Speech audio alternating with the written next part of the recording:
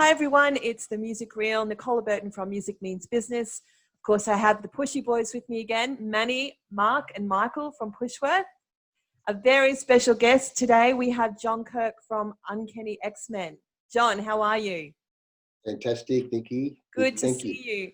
Now, a lot of you will remember Uncanny X-Men as they just exploded into the charts in the 80s and the 90s. It was, I remember it, like just you guys just really was so different to everybody else. It was a lot of fun, actually. So John's been in this music game for, my goodness, decades. So there's not a lot that he hasn't done, not a lot of people he doesn't know, not a lot of experiences he hasn't had. So we're very happy to have you here today, John. We want to just check in and see how you're going with the lockdown. How's that been for you? Well, obviously there's not much you can do around the place. Certainly incomes become zero. However, as far as playing goes, I mean, I just continue on doing it every day. It keeps me match fit, so to speak. And, I have about 8 bands I work in up here on the Gold Coast. So, there's plenty of material there to keep going over to keep shipshape, Absolutely. Manny? Well, John, yes, it must be 4 decades now of being in the music industry. So that's 3.5 gene pools. I've been there for probably just over actually 33 years now. So 3 gene pools, just over that. We've seen some amazing changes. I guess we all know that, you're one of the original members of the Uncanny X-Men, fantastic band, amazing accolades. But I'm really curious because you did show me that movie, La Bouge. That was interesting. We could talk about a string of hits that you guys had, and fantastic. Yes, we know, and I'll let you elaborate on a couple of releases which we've had to put back now to 2021 or a little bit earlier, subsequent to what happens with this lockdown. But I'm curious about the making of the movie. Why it wasn't aired or why it didn't feature anywhere. Oh, controversy. Amazing I want to tell you. Back in the 80s, bands were releasing compilations of all their video clips. They were doing that type of thing. And we thought, well, everybody else is doing that. We want to do something different. And Brian, always wanting to be the director, thought we'd do a little movie. And our little movie comprised of, ironically, many, many years later, we were summoned to do another show. And of course, it just led to some live footage, I think, at Festival Hall at the time, where we did about 13 nights in a row, which was quite an amazing feat, I think, back in the day in 85.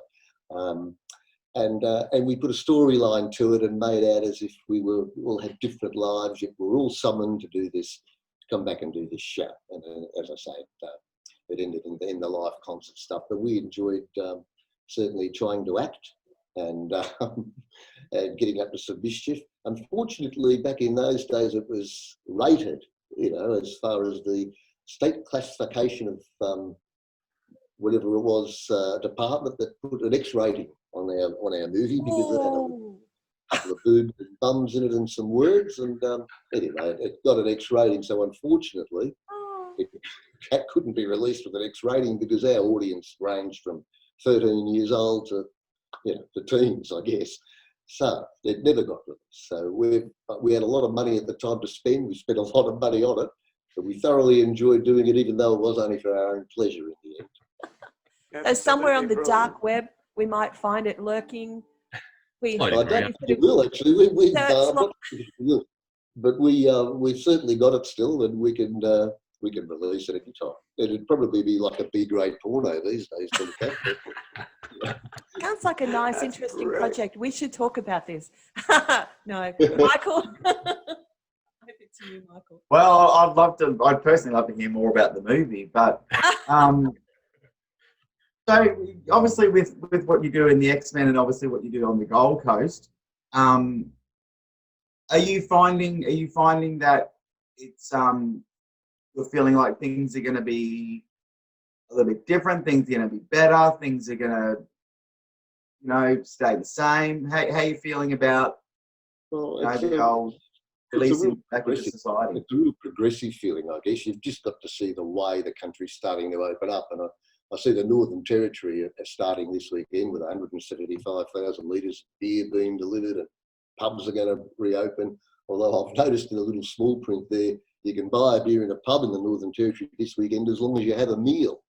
So that's interesting. They could be cashing in a little bit there. I just wonder whether that approach is going to be taken here. But I think as far as large crowds in venues, I don't really think you're going to see that for a while. No. I really don't think it's going to be a real, trickle type of introduction. I think perhaps duos might take off first, but I think the full-scale bands that I'm involved in may not see the light of day this year. I'm not sure about that. Yeah, I've still got you've booked, but everything else I think has pretty much been knocked on the head. So yeah, a lot of people are saying that, John. Mark, what are your thoughts? John, I was just going to quickly ask, mate, what have been your 3 main tips for keeping yourself sane and healthy over this crazy period of time? Well, I think you've got to, as I say, I think you've got to still keep active and certainly doing what you do, although you've just got to change the way you do it. You've just got to do it inside.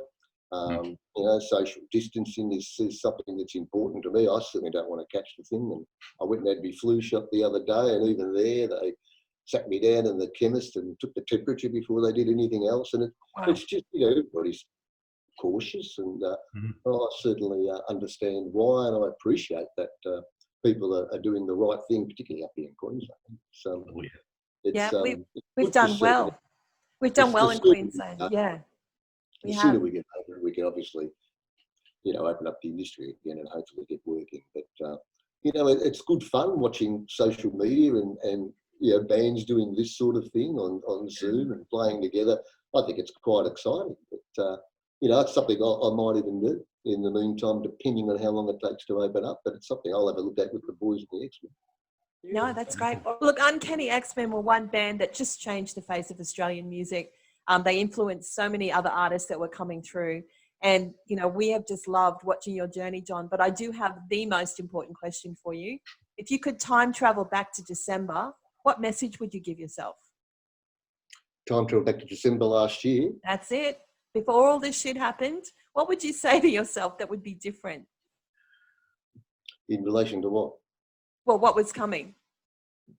Well, I wouldn't know what was coming. I would have just been oblivious to it all. I would have just continued on doing what we were doing, hugging everybody, kissing everybody on each cheek, and all those things that we, us foreigners do. But I obviously had no inclination that the world would come in a nobody. I don't think would have predicted this.